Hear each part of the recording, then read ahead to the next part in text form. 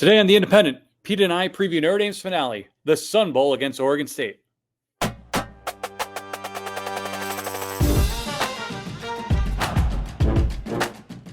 Welcome to the latest episode of The Independent. I'm Pete Sampson in the actual desert around El Paso before the Sun Bowl. Matt back in Chicago before also heading west, but to, I think, a more probably temperate part of the country for the Rose Bowl.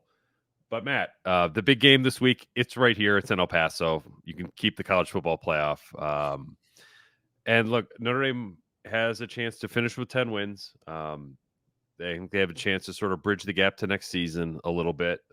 In some ways that may carry over, in some ways that may not. Charles Jagasaw, Jeremiah Love, Christian Gray, those are kind of players. Jaden Mickey, those players can travel to next year. Steve Angeli, we'll see. But as you watch the Sun Bowl, I mean, what are you most interested to see? What are you most interested to learn about Notre Dame that may actually carry over into 2024?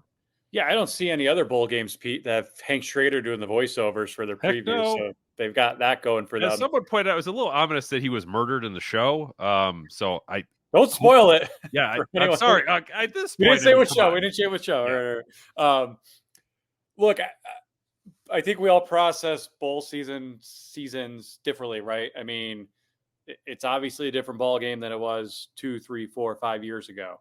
I think this week's games, which have for the most part featured Power 5 teams, are a little more enlightening than maybe the third or fourth tier games we saw last week. I mean, at the end of the day, if you're a MAC or Sun Belt team and your top players opt out or in the transfer portal, it's not really good football to watch. And there's not a whole lot you can watch. Whereas you see a team like USC last night and, oh, wait, who's this Miller Moss guy? Maybe they don't need to go to the portal for a quarterback now, right? Like it didn't change the narrative on USC season, but it certainly stemmed the negativity and maybe turn the page a little bit toward next year where there'll be a little bit more of a blank slate. I'm not saying Steve Angeli is going to go out there and throw 6 touchdown passes, but I do think if you're either a backup quarterback or a quarterback, and Angeli fits both criteria here, where they've already recruited above you, right? Oh, wait, you're bringing Riley Leonard. You're making a big deal about this. How about I give him the Heisman stiff arm? Let me go out there and show what I can do right now and make you force him to beat me for this job. Or maybe he auditions for a job elsewhere. I don't know. I just think it's a golden opportunity for Steve Angeli, seeing what we've seen from this bowl week so far.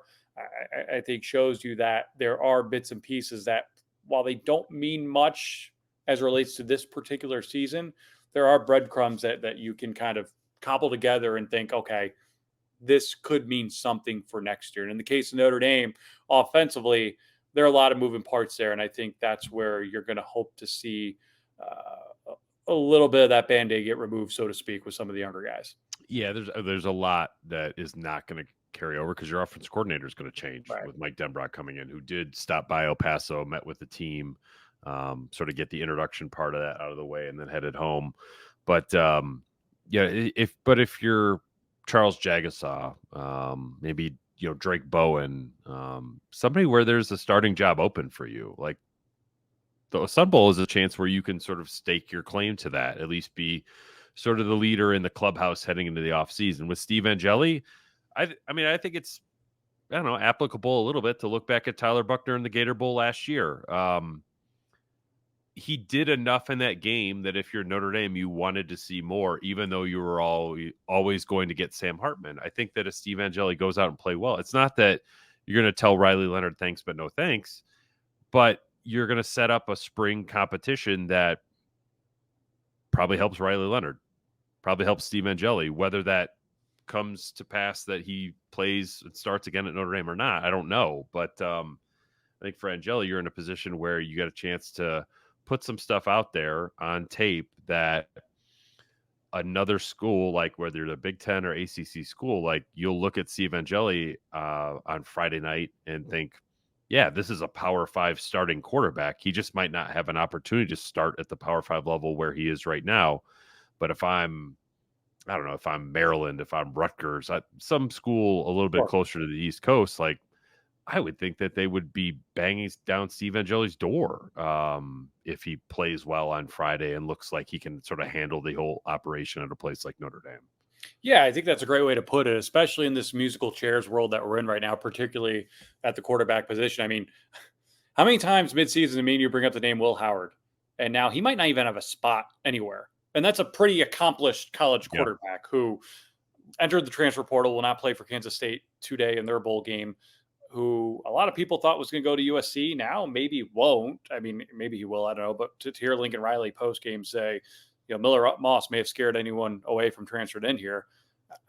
Maybe Devin Brown does the same for Ohio State on Friday as well. They play in the Cotton Bowl the same day Notre Dame plays in the Sun Bowl. I think there are only so many opportunities to go around and play college football at the quarterback position, particularly the Power 5 level.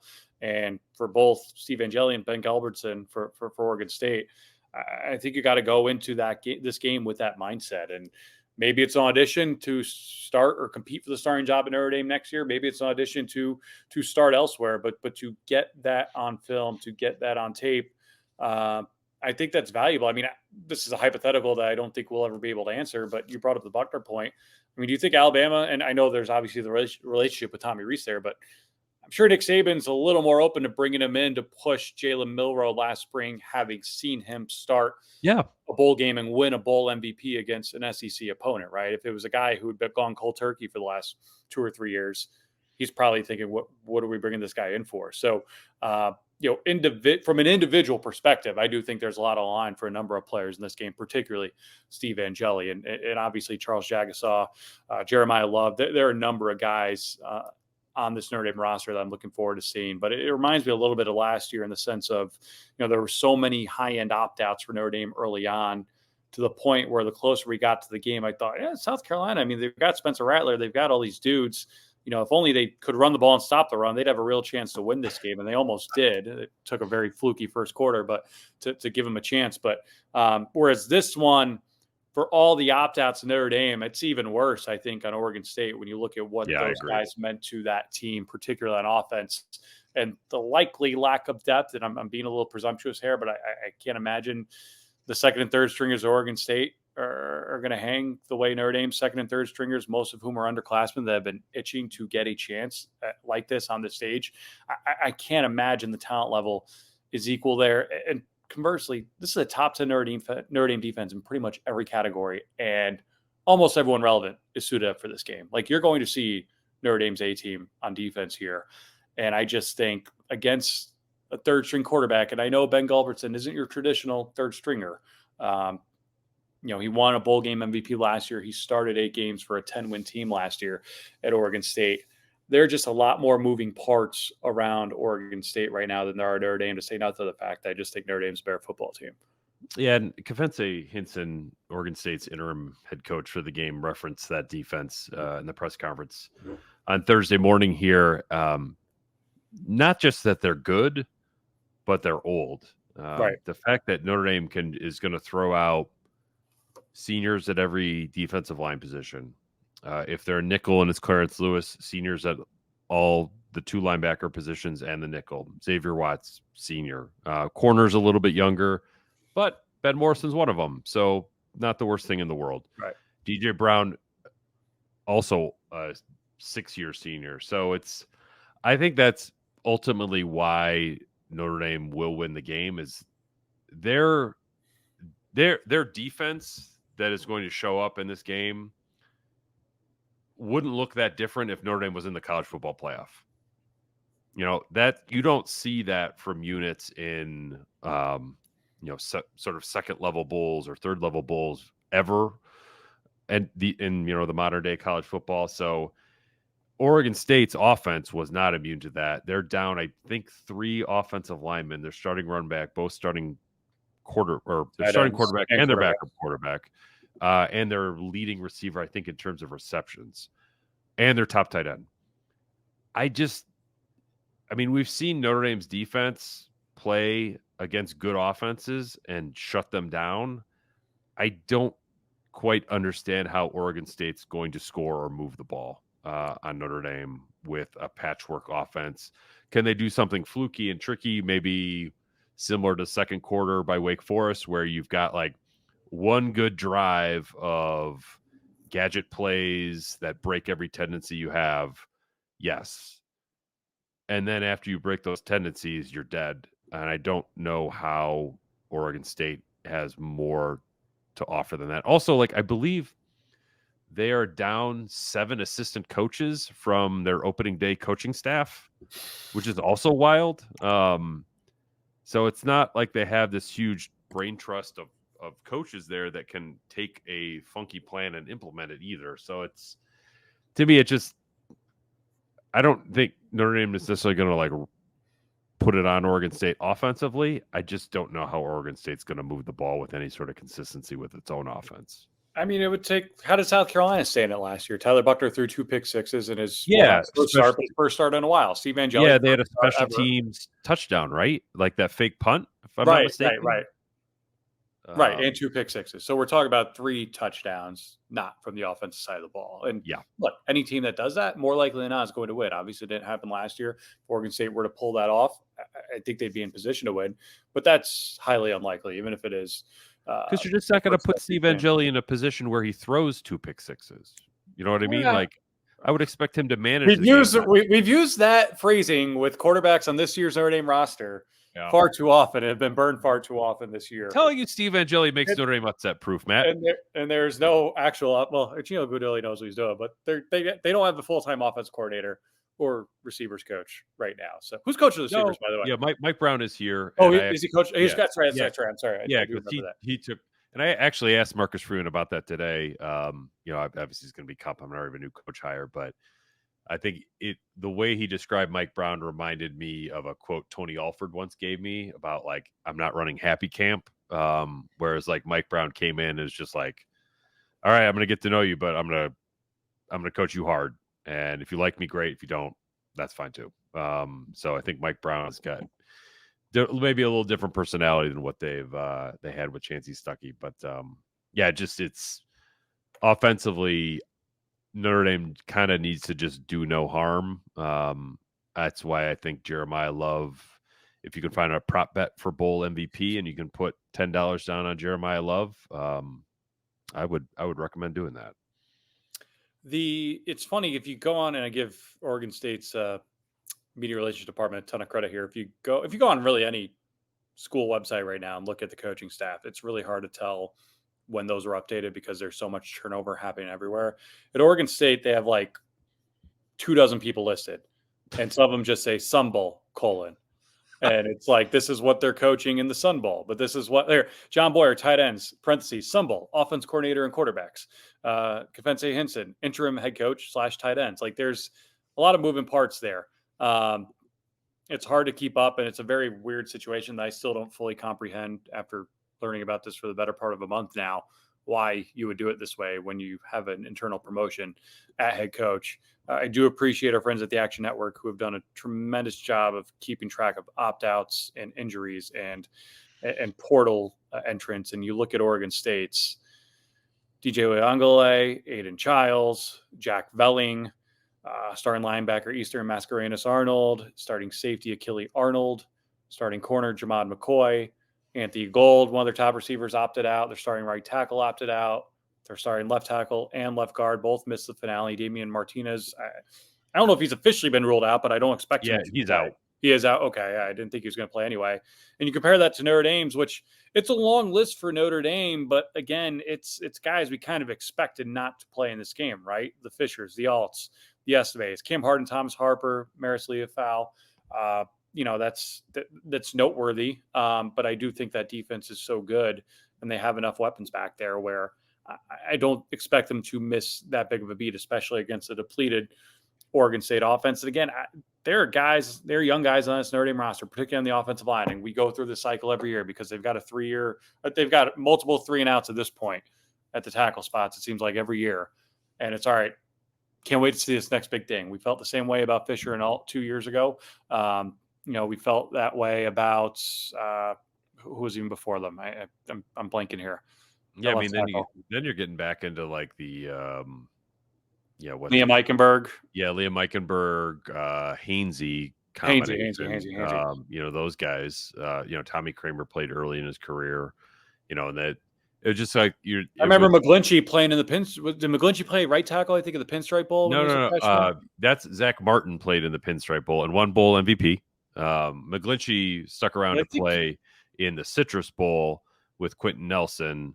That was the end of their time at Notre Dame. No, but I think McGlinchey as a freshman played as a right tackle in that game. Oh, that may be. Yeah, that he would have been a freshman that season. God, that's so long ago. And they're both still dominating the NFL. Yeah, exactly. It just gives you an opportunity to try out some new stuff. And I think there's a generational shift with the offensive line. It's not just Jagasaw. It's also Billy Schrouth kind of moving into more of the ascendancy. Ashton Craig at center. If Emil Wagner plays more than Tosh Baker, that may be the starting offensive line next year. I don't know if they'll all start together for the bowl game because I think Tosh Baker will, but if Emil Wagner finishes it, or Tosh Baker, I suppose, not unreasonable to think that will be Notre Dame's starting offensive line at A&M a year from now, with Jeremiah Love being the lead running back. But I do think, and I asked Marcus Freeman a little bit about this during the press conference on Thursday, it's just, how does the offense change with Jeremiah Love? Because for all the good things Audric Estime did, and he did a ton of them, he was just a different style of running back than Jeremiah Love. When you give Jeremiah Love the ball, he hits the hole. It feels like 3 seconds faster than Audric Estime could get there, which means you got to block it differently. The offense just fit together with Audric Estime. It was a line that knew how to play with a running back, and they blocked well for him, and he ran well for them. Now Jeremiah Love, how does he fit with this offensive line? They have not played together, so they don't necessarily know how to fit together on a game day for whatever they've done in practice behind the scenes. So it's, I don't know. I sort of look at the Jeremiah Love and Jadarian Price, how they fit with the offensive line is going to be fascinating to me because it's something that will carry over to 2024. And there may not be a ton of things that do on Friday afternoon. Deion Colzie, do you expect him to be full go? Deion Colzie's supposed to go. He's been practicing. He made, I think, a pretty nice one-handed or sort of fade out of bounds catch in practice down here during the week. So it's Jaden Thomas, Deion Colzie, Matt Salerno will play. Jordan Faison, Jaden Greathouse, KK Smith is back from the shoulder rehab that he's been doing all season. I would be pretty surprised if it wasn't a heavy diet of Jaden Thomas, Matt Salerno, Jaden Greathouse, and Jordan Faison, and then maybe a drop off after that. But they do at least have some other receivers that they can trot out there, which, considering where they were on December 1st, once Rico Flores entered the portal, you weren't entirely sure how that was going to shake out. So, I mean, all that stuff is, Eli Raridan, Cooper Flanagan, Davis Sherwood. I think you have enough at tight end to do something. You mentioned Mascarenas Arnold being out. Like that, to me, that's like a devastating blow for that defense. I mean, he's their leading tackler by a wide margin. Notre Dame, I think, if J.D. Bertrand decided not to play, I think Notre Dame would be able to weather that storm. I'm not so sure Oregon State's going to be able to do that with their defensive opt-outs. One of the best parts of starting the Independent podcast was a chance to pick the brands we wanted to work with, and Roback was at the top of my list. As the owner of multiple polos, hoodies, Q-zips, and shorts, I can tell you the quality, fit, and feel is unmatched. You've probably seen Roback on Audric Estime, Kyle Hamilton, and Michael Mayer. Or maybe you saw the dozen Notre Dame fans wearing the Shamrock polo at the Central Michigan game last weekend. I can tell you I saw Roback gear in Dublin earlier this year. While the gear hasn't made me quite that athletic as those Notre Dame football players, Roback is my go-to on the golf course, heading to the lake, watching my kids' sports, or just walking the dog. So make sure you're comfortable throughout the season with Roback. Use code IRISH for 20% off your first purchase. That's code IRISH for 20% off all hoodies, polos, Q-zips, and more. Who do you think leads Notre Dame in receiving tomorrow? I think Jaden Thomas will. I think he's going to, it may not be a lot. It may just be like 5 catches for 64 yards, but if they force the ball to Jeremiah Love, I could see him having 4 or 5 catches because I think his skill set is more in space than what Estime was. So that might be a possibility. But overall, Jaden Thomas, I'd put money on that. I'm very curious to see the game plan with Steve Angeli, given everything we just said. I mean, what realistically, how much are they going to let him do? And I would do what they did with Tyler Buckner last year. And I realized Buckner had a lot more experience at that point than Steve Angeli did. But again, I would, without sacrificing anything, say, this is your moment. We're not going to hamstring you here. You're going to go out there and show what you can do. Not to mention, this isn't the offense we're going to be running next year, verbatim. So I would get very liberal or more liberal than conservative with my approach here if I were him. Like, I think this is a golden opportunity for him to solidify himself at the very least as a Power 5 quarterback. And I'm fascinated to see what he can do with a newer cast of characters around him. Yeah. Yeah.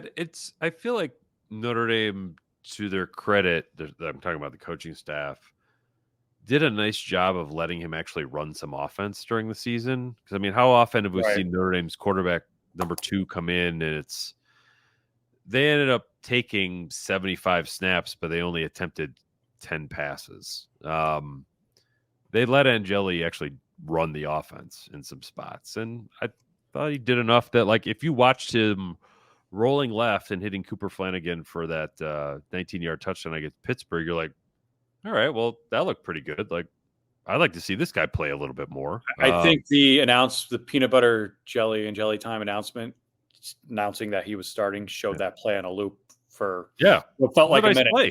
But they showed it from every different angle. So you're like, oh, this guy's played a lot. No. Yeah. It's the same play. I mean, it's like you could make an argument that was the best throw by a Notre Dame quarterback all season. I know it was a pretty low stakes moment, sure, but it was a really nice throw from a technical standpoint. So, yeah, I don't think Angeli's going to have any problems about running the operation or the moment being like catching up to him. Like, I think he'll be fine with all that. And then it just becomes a question of how much does the coaching staff ask him to do? And I'm guessing it will be a fairly moderate amount.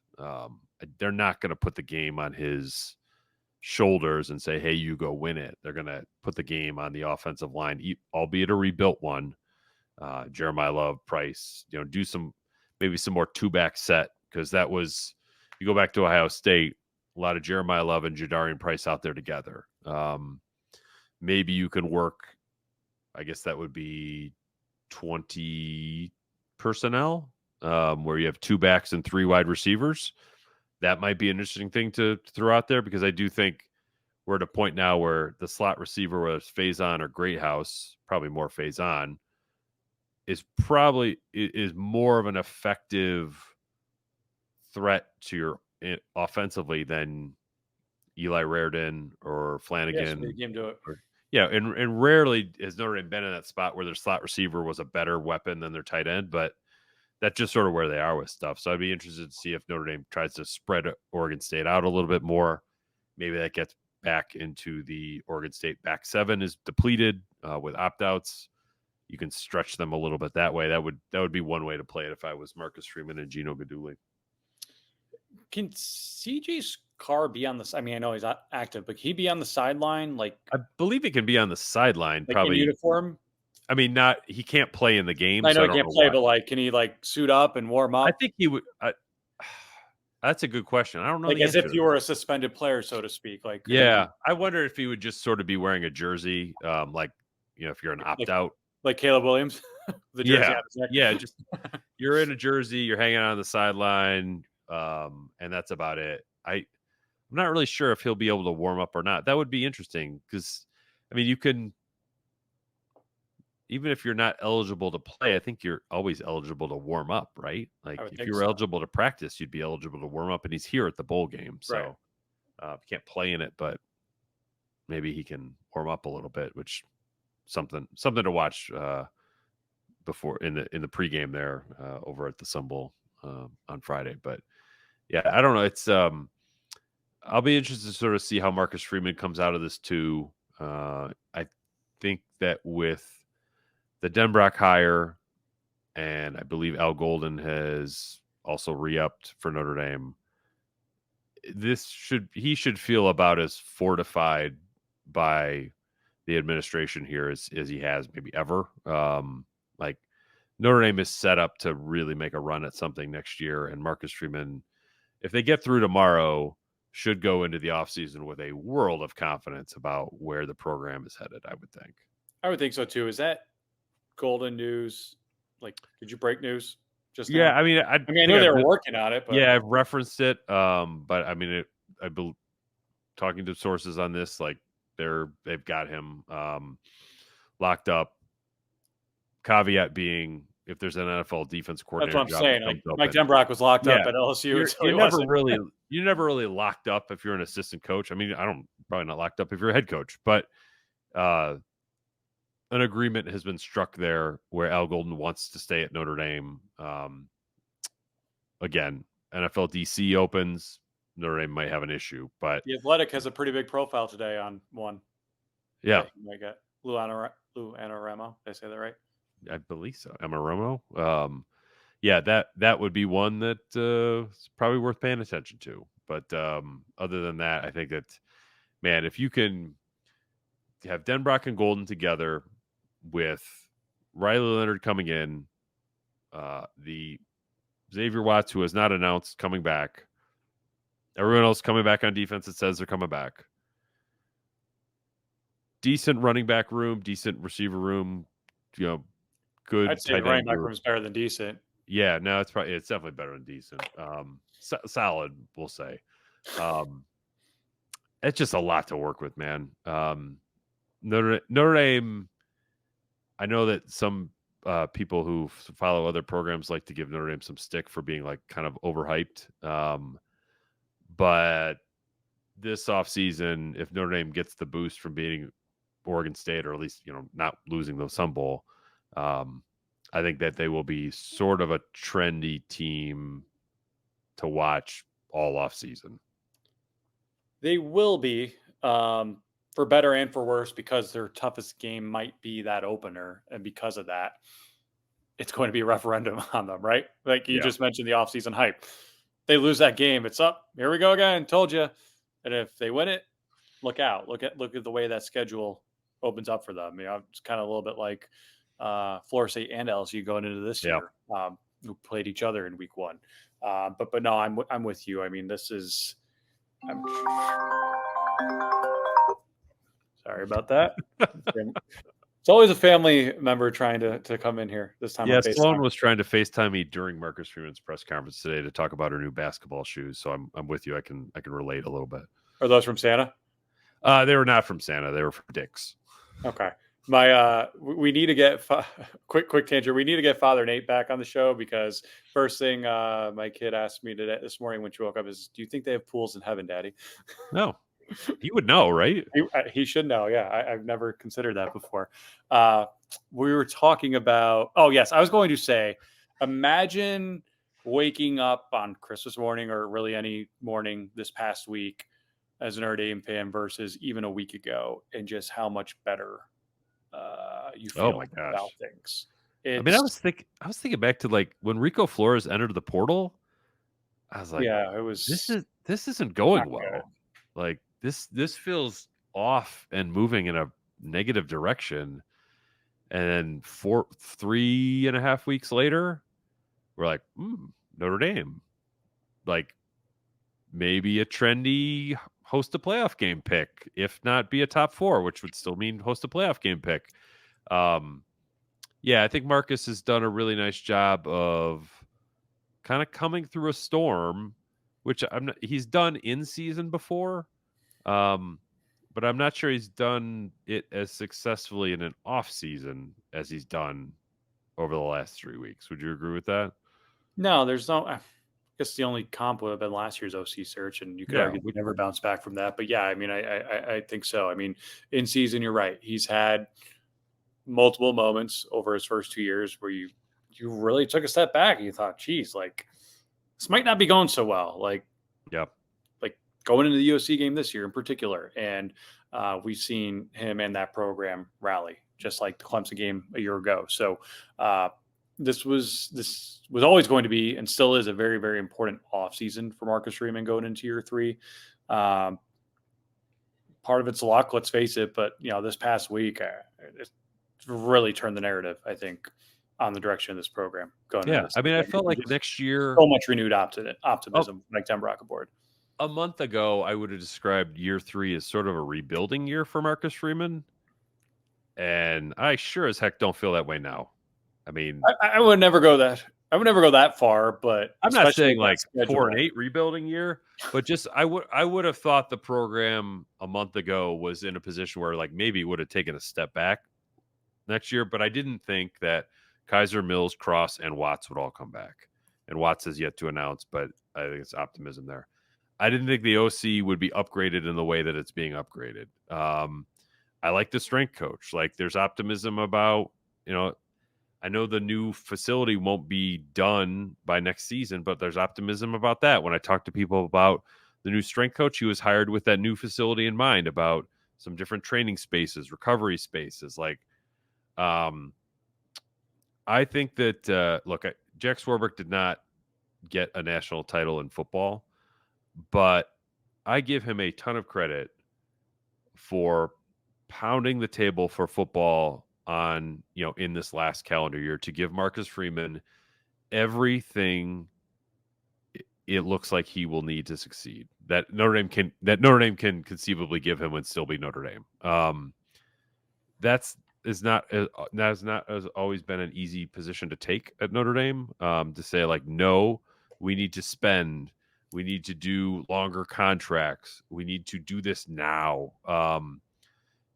I think it was one of Brian Kelly's frustrations, but I mean, I think Jack Swarbrick is really closing on a high note here in terms of putting football in a position to have success. Yeah, I would agree with that. I mean, I don't know I know John Bryce reported this. He said Denbrock's got a 4-year deal, which is completely unprecedented for a Notre Dame assistant. It's usually really around the country. It's usually 3 if you're really good, as Denbrock is. That's how they close. I mean, I think that's really one of the reasons that they closed the deal with Denbrock is like, we're going to pay you a comparable amount. I mean, I was told it was a little bit less than LSU, but we're going to put another year on it. And they're like, all right. And I think Denbrock wanted to be here too. That was, maybe the most important part of it. Well, contrast that to how they lost Elko way back when. Oh God. That's like, I mean, they lost a bidding war, but Elko would have stayed if all things were equal, but he went to sign the deal and it was a 1-year deal. And he was like, wait a minute, Brian Kelly's on the hot seat here. A&M's offering me this, this, and this. It's different. It's a lot different. And I think college football, everything's open now, right? Like relatively speaking, like there's the portal, opt-outs, transfers, especially in December, everyone sees what everyone's doing. And I think for better or for worse, there's this unspoken keep it up with the Joneses kind of ethos that it takes to succeed at college football at the highest level. And especially with a 12-team playoff right around the corner, I think you realize, especially if you're Notre Dame, there's a golden opportunity in front of us right here. Let's not miss our mark. And even from a year ago, I mean, it's not just getting Mike Denbrock. It's getting Mike Denbrock 3 days after you lost your OC. Yeah. Especially in light of last year. Because the fear wasn't losing Jared Parker. It was, Christ, are we going to go through this again? Like, do they know what they're doing? And yes, it's done quickly. Like, signed, sealed, and delivered. No questions about it. Yeah, highly professional move there from Notre Dame's coaches, Notre Dame's admin, and the representatives for all of them together. Like it was a seamless process as it could ever have been for what went down for Notre Dame. And that's the type of stuff that's it's almost unspoken, right? Like it eases your fears and anxieties without even coming up. It's just one less thing you have to worry about. Professional operation. I mean, Notre Dame had it was a very professional operation in the Parker to Denbrock transition, and like give Notre Dame a ton of credit for that. I mean, they weren't last year was not good. This year was as good as it gets. I mean, you cannot do any better than what they did in terms of the timing, the expedience of it, the investment, who you got, the fit of who you got. I mean, it's really impressive. So I think Notre Dame deserves a ton of credit for that. Have you seen, by the way, Mike Denbrock's new Twitter header? I have not. Oh, I feel like this is right up your alley. I got to pull this up here. just for our YouTubers here. Wait, where's my camera? It's his high school photo from Homer, Michigan, complete with the old Beatles haircut. Oh, yes. I love that. That is fantastic. Awesome. Yeah, and the American flag is your avatar. Way to go, Mike Denbrock. Football coach, but it still says he's from Baton Rouge, Louisiana. I guess that will change. Looks like it's straight out Dazed and Confused or something. I love it. It does. I can't wait. He's going to have the coach. He's going to have every Notre Dame player sign a contract this offseason. Neck roll and everything. They're not going to the Aerosmith concert. He's got some good stories to tell along the way too. He had a good one about Brian Kelly and being the travel coordinator and them staying at a casino. I think at a Grand Valley playoff game. Oh, I thought you said that's from LSU. No. I think there was a casino all the time for Brian Kelly at LSU. All right. Predictions for Friday. What do you got? The line is 6.5. I preface it to say Vegas knows this stuff a lot better than I do, although bowl season is the literal wild, wild west. I've got Notre Dame 31-14. I think they cover and go over. I think 41.5 is where the over-under is right now. It seems a little low, even though I understand Notre Dame has really good defense. I don't know how Oregon State stops Notre Dame's offense. That's not to say Notre Dame's offense is going to light it up, but I think Notre Dame's biggest enemy is Notre Dame in this one when it comes to offensive football and the unknowns and a lot of young guys who might not be on the same page yet. When that's the case and you're better than your opposition, I'm a lot more confident in you than I am them. I think they have better players. They have a more intact coaching staff, weirdly enough, despite all the changes. And I just think everything in that regard goes in their direction. And look, there's the whole effort and energy and who cares? Like that stuff's real in bowl season. And at least the people who are there for Notre Dame, they really want a 10th win and they really don't want a 4th loss. And I think that's very, very important going into a game like this one. So I've got Notre Dame winning decisively. I agree. I sort of have uttered this prediction elsewhere, but like in an homage to a different Notre Dame bowl game that I called massively incorrectly, I'm going Notre Dame 33, Oregon State 9, which was the final score of the Camping World Bowl from way 19. back when.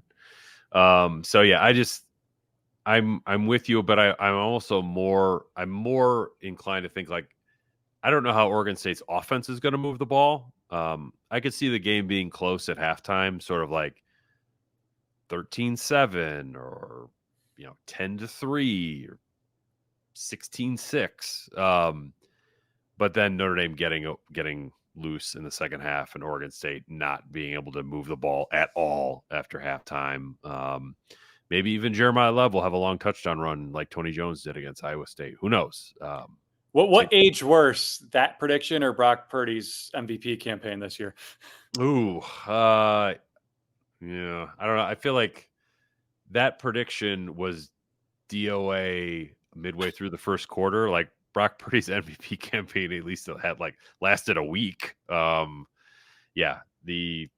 was not a good prediction. I've had fun with it, and if I didn't, I'd go crazy. Matt Campbell still at Iowa State. I would not have guessed that 4+ years later. Yeah, they that was quite a show. But I think Notre Dame will. It may be close at halftime. I don't think it's going to be competitive in the second half.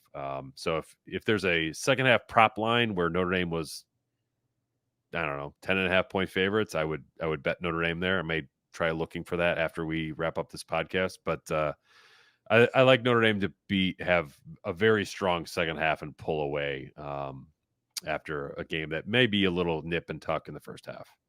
You're in the literal desert right now. I'm sure you can. Yeah, I can find some deals. I have some friends here. I have friends in the desert. Friends in the desert. There you go. One of them, a former guest, could be calling the game on the sideline. Tim Murray. I'm sure he's got some ins for you if you want to absolutely flip a few bucks his way. Yeah. I am curious to see the player props. I haven't seen any live right now, but at kickoff usually for colleges these things come about. I'm not recommending to bet on any of them because college player props on their own are risky, and in a bowl game they're even riskier. But I do want to see what they are and where whoever does play into that. Well, maybe that could be a good post-game independent discussion for a post-game podcast after the Sun Bowl, which should be interesting and enlightening. I don't think I'll have a coach text me while I'm still writing like I did after the Camping World Bowl, when a coach on staff was like, "Was that focused enough for you?" Because he knew that I picked Iowa State to win the game. But we will be back. I will keep wanting to say Saturday, even the game is on Friday. But yeah, we'll be back post game. I don't know if I'm going to find a coaching booth to podcast in because the press box there is a little bit cramped. But Matt and I will be back post game of the Sun Bowl, Notre Dame, Oregon State. Does the winner get like I didn't know, like the Mayo Bowl is one thing, and God bless them, it's actually very, very entertaining. I didn't know the Holiday Bowl did a celebratory eggnog dip like they did with Lincoln Riley. Does the winner of this game get the Frosted Flakes bath? Frosted Flakes, yeah. I don't know. I'm going to go back and look to see maybe some Narduzzi, right? Fun, photos of the Sun Bowl last year. So they should. If they don't, I definitely want to get a selfie with Tony the Tiger on the sideline if I can make that happen. So that's kind of one of my goals for the postseason. But I think you can make that happen. I think so. Well, you could be a guest. Yeah. On that note, thanks for being with us on this preview episode for the Sun Bowl. He's Matt. I'm Pete. As always, you can find The Independent on Apple Podcasts, Spotify. You can subscribe. Please do to our YouTube channel. Helps with visibility of the show. But until Friday, tomorrow, you may even be listening to this podcast on Friday morning. So Friday today.